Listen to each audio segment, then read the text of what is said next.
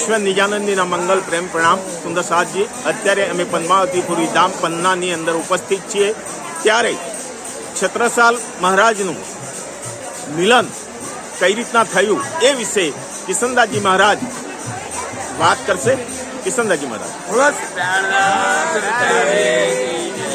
છત્રસાલ મહારાજ એક પરમધામની બ્રહ્મજી હતા, પણ માયાની અંદર આવ્યા એટલે એમને પરિચય થયો નહીં। એટલે ત્યાર પહેલાં એમને 12 વર્ષ પહેલાં એમને એક મોર આપવામાં આવેલી હતી રાજજી મહારાજે, અને એ મોર એમને એ રીતે આપી, આવી મોર તો કોઈ બીજું આપે એને તું ગુરુ કરજે, એ સિવાય તું ગુરુ કરતા નહીં।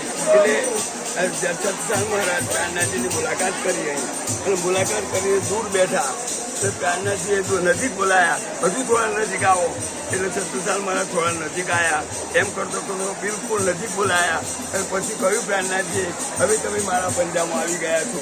એટલે છત્રસાલ મહારાજ કહેવા લાગ્યા કે હું તમારા પંજામાં એમ આવી શકું એમ નથી, કારણ કે 12 વર્ષ પહેલા મને જે મોર આપેલી એવી મોર જો તમે બતાવો તો એના પંજામાં હું આવી શકું છું।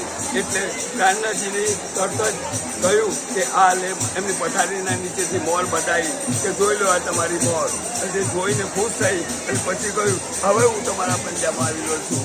અને પરમધામની બ્રહ્મસુરની મોર સખી હતી ઔરંગઝેબ અને છત્રસાલ, એ બંને જગાવવાનું કામ છત્રસાલ મહારાજને સોંપેલું હતું। આ બેન છત્રસાલનો મેન ઇતિહાસ હતો।